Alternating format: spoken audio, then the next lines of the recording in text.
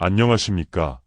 지난 수십 년간 종합병원 응급실에서 생과 사의 경계에 선 수많은 환자분들을 마주하며 식후에 아주 작은 습관 하나가 때로는 돌이킬 수 없는 결과를 초래할 수 있다는 사실을 뼈저리게 느껴왔습니다. 어제까지 건강하게 담소를 나누시던 어르신이 한 끼 식사 후 갑작스러운 비극을 맞이하시는 안타까운 경우를 너무나 많이 목격했습니다.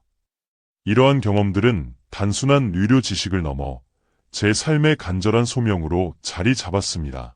더 이상 안타까운 이별이 반복되지 않기를, 모든 분들이 건강하고 평온한 노후를 보내시기를 바라는 마음뿐입니다.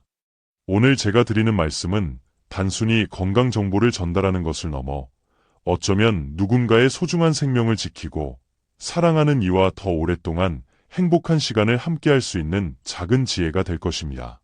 단 10분의 관심이 앞으로의 10년, 아니 그 이상의 시간을 바꿀 수 있다는 점을 꼭 기억해 주시기 바랍니다. 식후 30분, 생명을 지키는 골든타임. 우리가 식사를 마치면 소화작용을 위해 우리 몸의 혈액 대부분이 위장으로 집중됩니다. 이 짧은 30분 동안의 사소한 행동 하나가 심장과 뇌로 가야 할 혈류를 방해하여 치명적인 상황을 초래할 수 있습니다. 저는 이 골든타임을 소홀히 하여 응급실에서 눈물 짓는 가족들을 너무나 많이 보아왔습니다. 부디 오늘부터 식후 습관을 점검하시고 몇 가지 주의사항을 지키신다면 훨씬 건강하고 안정된 삶을 이어가실 수 있습니다. 첫째, 식사 후 바로 눕는 습관은 절대 피해야 합니다. 응급실에서 가장 자주 듣는 말 중 하나가 선생님, 그냥 밥 먹고 잠깐 누웠을 뿐인데요, 입니다.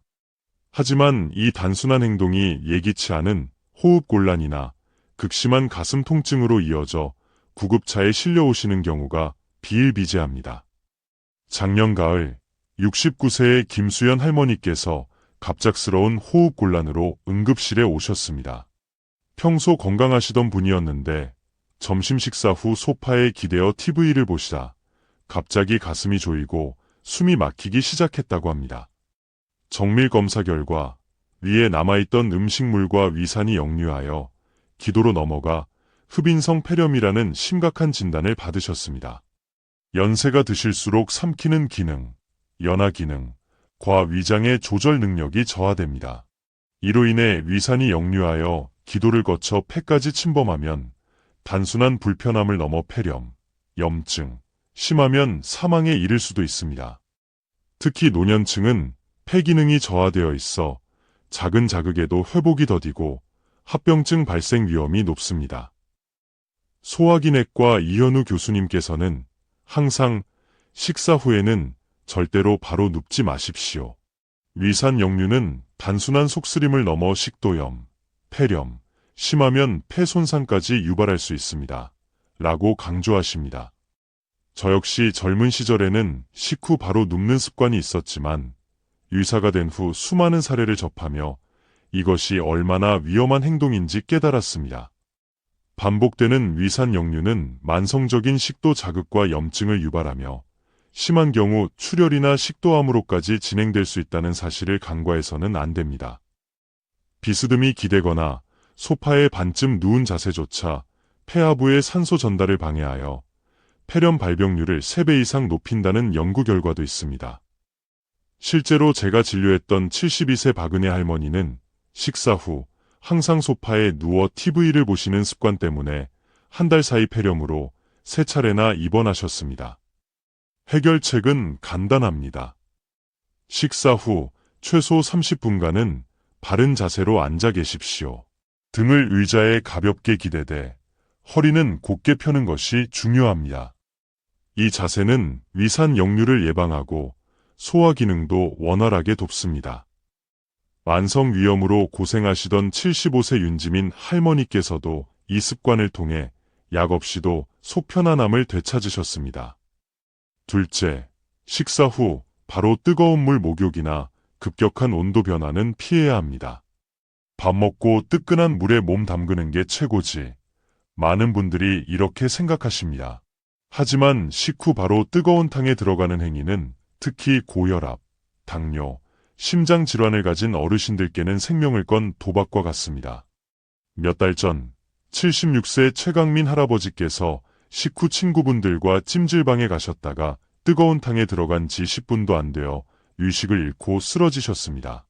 저희 병원 응급실로 급히 이송되었으나 진단은 뇌경색이었습니다. 뇌로 가는 주요 혈관이 막혀버린 것입니다.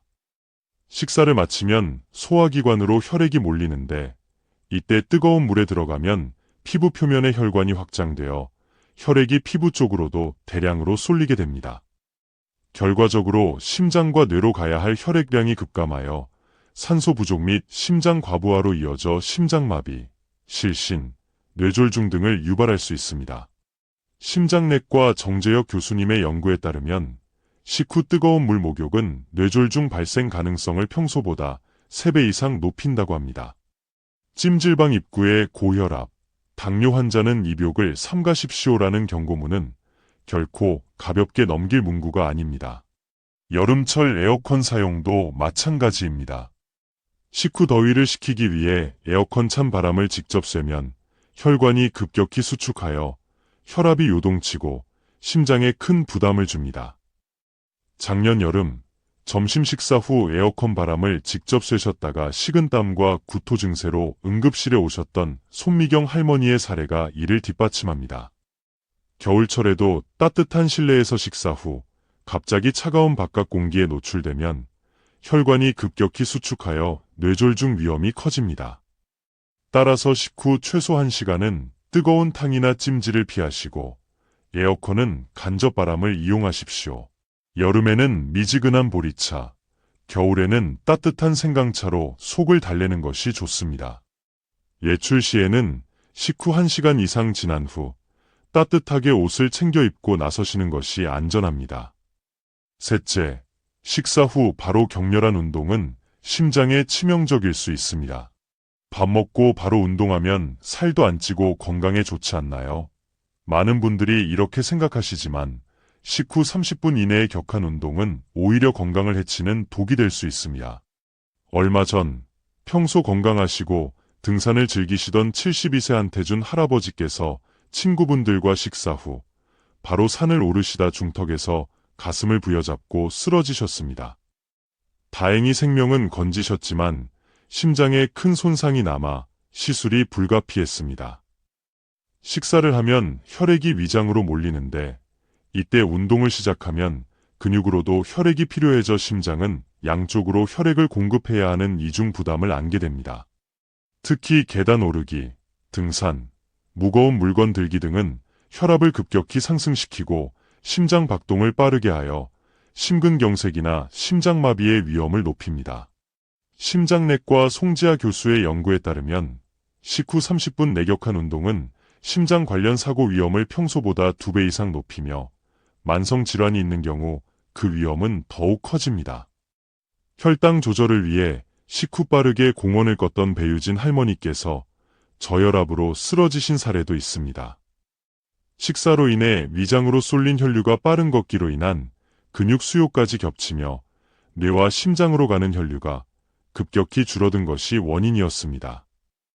가장 좋은 방법은 식후 최소 30분간 허리를 펴고 바르게 앉아 휴식을 취한 뒤 숨이 차지 않을 정도의 가벼운 산책부터 시작하는 것입니다. 아파트 단지나 공원을 천천히 15분 정도 걷는 것으로 충분합니다. 당뇨 수치가 높았던 신동현 어르신도 이 습관을 통해 약을 줄이고 체중 감량 효과까지 보셨습니다. 그렇다면 식사 후 어떤 습관이 건강에 도움이 될까요? 미지근한 물 한 잔 천천히 마시기. 식후 10분쯤 지나 미지근한 물, 너무 차갑거나 뜨겁지 않은 을 천천히 마시는 것은 위장에 부담을 주지 않고 소화를 돕습니다. 위산 역류로 고생하시던 환자분께서 이 습관으로 큰 효과를 보신 사례도 있습니다. 바른 자세로 30분간 앉아있기. 앞서 강조했듯이 허리를 펴고 바르게 앉는 것은 위산 역류를 막고 소화를 돕는 가장 기본적인 조건입니다. 가족과 함께 대화 나누기. 식후 가벼운 대화는 긴장을 풀고 자율신경을 안정시켜 소화를 돕는 최고의 보약입니다. 매일 저녁 식사 후 배우자와 차를 마시며 대화를 나누는 습관으로 건강과 부부 사이 모두 좋아지셨다는 조아라 할머니의 말씀처럼 정서적 교류는 마음까지 치유합니다. 식후 30분 1시간 뒤 15분 정도 천천히 걷기. 가벼운 산책은 혈액순환을 촉진하고 식후 졸음이나 답답함을 줄이는 데 효과적입니다. 마지막으로 어떻게 먹을 것인가도 매우 중요합니다. 아무리 식후 관리를 잘해도 식사 자체가 잘못되면 모든 노력이 헛수고가 될 수 있습니다. 과식은 금물, 소식을 생활화하십시오. 나이가 들면 소화 기능이 저하되므로 젊을 때처럼 많이 드시는 것은 미장에 큰 부담을 줍니다. 밥은 자신의 손바닥 크기만큼, 반찬은 3가지 정도로 다채롭게 준비하시고 최소 20번 이상 꼭꼭 씹어 천천히 드십시오. 과식으로 위장이 팽창하여 심장을 압박했던 황민규 할아버지의 사례처럼 과식은 심각한 문제를 일으킬 수 있습니다. 균형 잡힌 식단을 섭취하십시오. 식탁의 절반은 다양한 색깔의 채소와 과일로 채우고 생선, 두부, 달걀 등 양질의 단백질을 꼭 포함시키십시오. 단백질은 근감소증 예방에 필수적입니다. 흰쌀밥 대신 현미, 보리 등 잡곡밥을 선택하는 것도 혈당 관리에 큰 도움이 됩니다. 혼자 식사하시는 어르신은 더욱 주의하십시오. 식사 중 음식물이 목에 걸리는 응급 상황에 대비해 반드시 물 한 컵을 옆에 두시고 식후 1시간 이내에 가족이나 지인과 짧게라도 통화하는 습관을 들이시는 것이 좋습니다.